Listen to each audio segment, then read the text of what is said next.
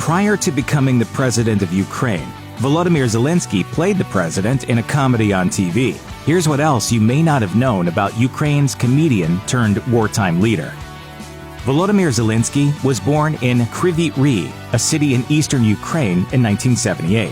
His family is Jewish and had witnessed horrors during World War II. According to a video shared by the Kyiv Post on YouTube, the president narrated his story when he met Israeli Prime Minister Benjamin Netanyahu and revealed that his grandfather was the only one who managed to survive during the Holocaust. The three brothers of Zelenskyy's grandfather, their parents, and other members of the family were shot by German occupants who invaded Ukraine. When Zelenskyy declared that he was going to be a part of the 2019 elections, he received backlash from other Jewish people in Ukraine. His critics were afraid. A Ukrainian rabbi, Shmuel Kamenetsky, explained, "They said he should not run because we will have pogroms here again in 2 years if things go wrong." Still, the backlash was unexpected because religion was hardly discussed during the elections. Furthermore, Ukraine had a Jewish prime minister in 2019, Volodymyr Zelenskyy. However, according to Kamenetsky, certain members of the Jewish community were terrified of attracting attention. The rabbi explained, "They thought that if it is too big, it will just cause anti-Semitism." For his part, Volodymyr Zelenskyy didn't focus on his background, but ensured that he was transparent about it during the elections. He said, "The fact that I am a Jew is about the 20th question among my characteristics." As a young man, Volodymyr Zelenskyy was intrigued by comedy. He was particularly interested in exploring improv and sketch comedy and was a fan of a popular show called KVN that welcomed participants from across the old Soviet Union to entertain their audiences. Volodymyr Zelenskyy was just 17 years old when he joined the Kryvyi Rih squad as a budding comic. Later, he worked with his friends to start a comedy troupe known as the 95th Quarter, or Kvartal 95. The name was a reference to an area in their city. Zelenskyy studied law at the Kyiv National Economic University and graduated in 2000, 3 years after he started Kvartal 95. By 2003, the comedy troupe had ventured into television and was producing TV shows. However, Zelenskyy's mom wasn't happy about her son's decision to chase a career as a comic and hoped that he would work as a lawyer instead. Zelenskyy was undeterred and continued working as an entertainer, participating in tours and performing for his audiences. Volodymyr Zelenskyy had to be patient while trying to make a name for himself in the entertainment space. It would be years before he would achieve success in the competitive industry and become a household name. He worked as an actor and his films were often made in Russian, a move that allowed him to reach more people.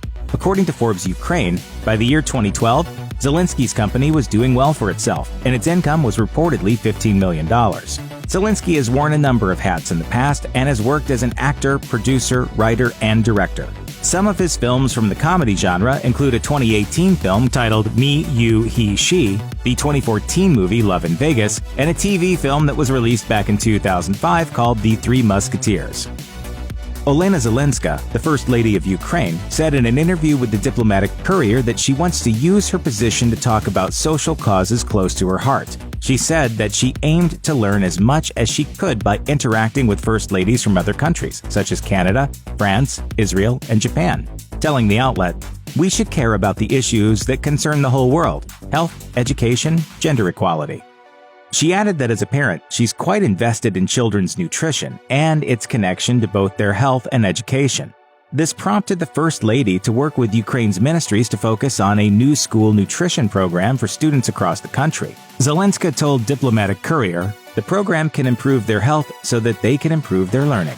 According to a report by 1+1, the State Food and Consumer Service conducted inspections in Ukrainian schools and discovered that there was a rise in the amount of unsafe food items present in schools across the country. Zelenska's nutrition program aimed to introduce reforms in Ukrainian schools to tackle the issue on a larger scale. She was quoted as saying, 5 days a week, children spend almost all day away from home and cannot control what they eat and what they buy in the school cafeteria." Volodymyr Zelenskyy's big break on television was 2015's Servant of the People, a TV show where he played the role of a high school teacher. The plot of the show is intriguing. The teacher becomes a popular figure among the Ukrainian public after they watch a YouTube video of him speaking at length against corruption. The teacher is ultimately chosen to lead Ukraine as its president after receiving more than 60% of the votes. The TV show was produced by Zelensky's company, Quartal 95. Its team made the conscious decision to highlight corruption in the country while openly mocking Ukraine's political elite. Zelenskyy told Foreign Policy, "The best way to make sure Ukrainians don't come to accept the current state of affairs as normal is to put these political absurdities in a new format." The TV show was wildly popular and bigwigs in the TV industry got involved. Fox Studios bought adaptation rights, and Netflix decided to acquire the show and stream it for subscribers around the world. Now I'm very popular in USA. The popularity of Servant of the People inspired the team behind Quartal 95 to form a political party called the Servant of the People. Volodymyr Zelenskyy rose to the challenge in 2018 and declared that he would be running for president. His campaign was unlike any other. As a comic, Zelenskyy was often spotted at tours around Ukraine where he made it a point to crack jokes on his opponents. He declared that he would fight corruption in the country if he was chosen as the next president. Additionally, he embraced social media to talk about his campaign. It worked. Zelenskyy won over 73% of the votes and was sworn in as the president in May 2019. Zelenskyy made several promises during the campaign and said he would work hard to resolve differences with the Russian government and bring peace to the Donbas, a disputed region in eastern Ukraine. Every time Zelenskyy speaks Russian, the crowd here start to boo and to say shame. He didn't really specify how he would achieve his goals or overcome the difficulties that his predecessors had faced, but still impressed Ukrainian voters. Not everyone was thrilled when it was announced that Volodymyr Zelenskyy was going to be Ukraine's next president, and several individuals expressed their doubts about his ability to lead Ukraine. Zelenskyy told the Ukrainian public after winning the election in 2019, "I promise I will never let you down." A journalist and researcher from Kyiv, Olga Tokaruk, said that Zelenskyy was simply chosen because he was recognizable to Ukrainians. She also added that the comedian-turned-presidential candidate made vague promises and didn't have a concrete electoral program. Meanwhile, an international relations professor from the University of Melbourne, Sarah Mager, pointed out that the Ukrainian public was frustrated with the government and no longer wanted a small number of rich people leading them. Mager added, Zelenskyy represented a radical shift away from that oligarchic power that had a stranglehold on Ukrainian politics. Additionally, Moscow's reporter for The New Yorker, Joshua Yaffa, told NPR in a conversation that Volodymyr Zelenskyy had an advantage during the elections. He said, "It was clear the Ukrainian people were desperate for an alternative, any alternative. And Zelenskyy showed up on the political scene and benefited from his lack of experience, frankly." President Volodymyr Zelenskyy is a lot more interested in communicating with his fellow Ukrainians on social media than he is in engaging with the press. In his first year as president, Zelenskyy mostly avoided traditional media outlets. This was also a trend that was observed during the elections, when Zelenskyy often preferred to communicate on platforms such as YouTube, Instagram, and Twitter instead of talking to journalists. Local media outlets weren't pleased and alleged that the president was running away from questions. The one exception was a press marathon of sorts that was held in October 2019. Zelenskyy started speaking to members of the press from 10 a.m. and continued engaging with around 300 reporters until well past midnight, dealing with over 500 questions. Even during the 2022 Russian-Ukrainian crisis, Volodymyr Zelenskyy regularly posted on his social media accounts on platforms such as Twitter and Instagram to ensure that he was interacting directly with the public and keeping them updated.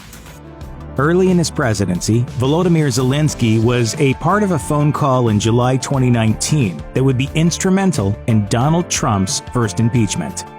That we had, I think, good phone call. It was normal. We spoke about many things. In the phone call, the Ukrainian president requested Trump send more aid from the U.S., to which Trump said that he needed Zelenskyy to investigate Democrats as a, quote, favor. Before Trump was impeached, the U.S. House of Representatives claimed that Trump allegedly held on to millions of dollars in military aid that were meant for Ukraine. The U.S. House went on to claim that Trump withheld the military aid in order to pressure Zelenskyy to state that he was launching an investigation into Trump's political rival, Joe Biden. According to ABC News, Trump apparently held on to as much as $400 million that was earmarked to help Ukraine, and later claimed that he didn't do anything wrong. Also, Zelenskyy tried his best to arrange a White House meeting with Trump so that the United States would be seen as an ally of Ukraine in confronting Russian aggression.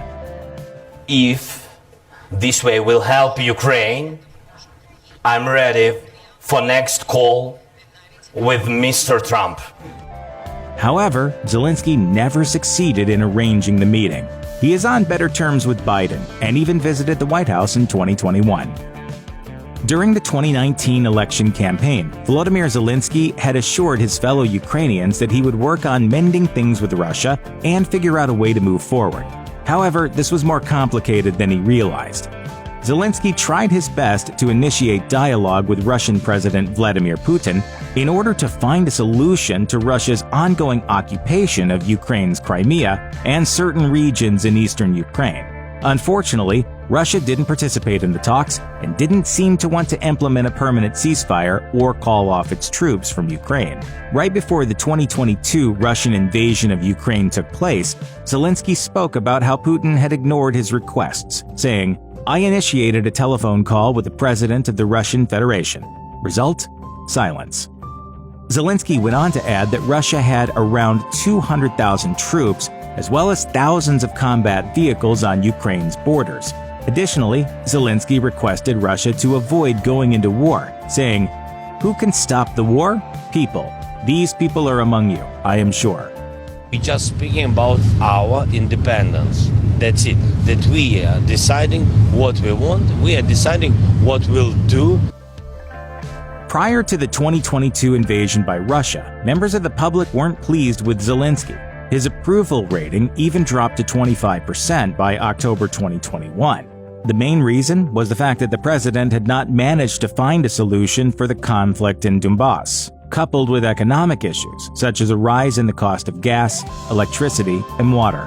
Olga Olenikova, director of the Ukraine Democracy Initiative at the University of Technology, Sydney, said in a statement, "People are really not happy with him at the moment."